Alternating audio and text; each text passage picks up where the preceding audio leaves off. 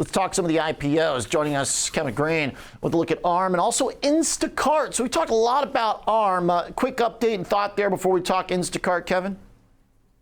Yeah, we continue to see the valuations, or what the market is really pricing in for that valuation once an IPO is really fluctuating. At the last count that I looked at, it looks like it's trying to value it at around $54.5 billion here, expecting the price for the shares to actually IPO between $47 and $51. Now, they are actually not considering issuing any additional shares, even though that the subscription is oversubscribed at this point in time, because we do have SoftBank that wants to really keep around 90.6% of its stake in the company in itself, which that could also drive up prices in the end of the day here. And now, Oliver, when we talk about some of these IPOs and even some of these SPAC mergers that we've seen over the last couple of months, it's just remarkable to see the appetite here in the marketplace. We can even talk about VinFast, which was that car company that did actually complete a SPAC merger in itself, and it was valued higher than Ford and GM, and has a lot smaller market share when it comes to the actual products in itself. So the market is expecting a lot of fanfare when it comes to not only the ARM IPO, but as well as the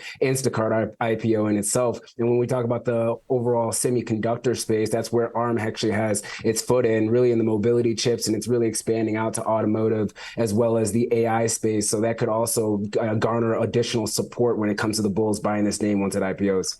Okay.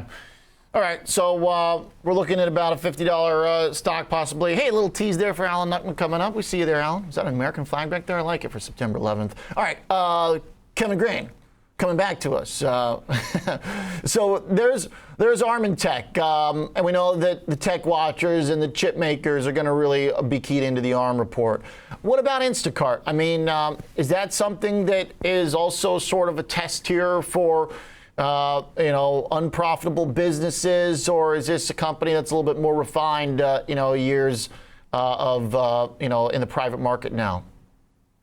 Yeah, this is going to be an interesting test when it comes to Instacart because of the competition that is out there. When you're looking at Walmart, Target, Amazon, all vying for the same space when it comes to online deliveries for grocery items here. And the stock valuation in itself, Oliver, is remarkable when you're looking at the ranges. I mean, you were talking about potentially having a $10 billion market cap once it IPOs. Right now, the company did issue a statement this morning. They're looking at around a $7.7 billion valuation when it comes to its IPO. That includes 22 million shares total that are going to be issued, which includes 14.1 million new shares that are going to be issued, and then 7.9 million shares hitting the marketplace from existing stakeholders. Now, if we do see the exercising of these rights and other options that some of these participants may have when it comes to this IPO, it could reach a valuation of $9.3 billion, but the company is really not suspecting that at this point in time. One thing to note, the valuation has actually come down over the last couple of years when we hear some of the speculation around Instacart.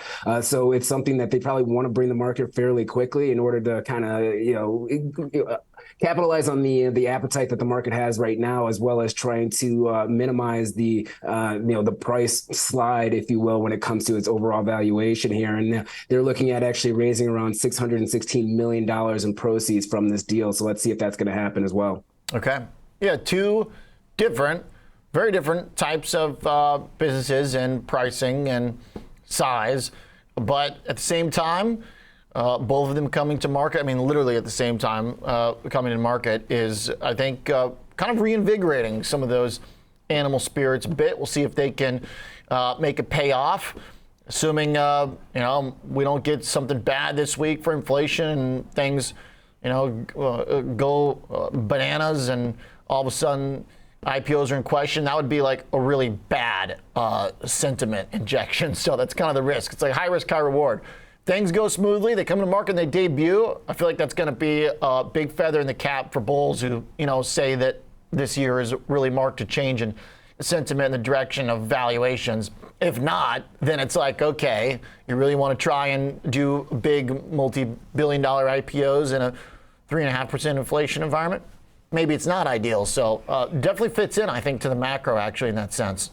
Thank you very much, Kevin Green. Appreciate it. Nice work, a senior markets correspondent.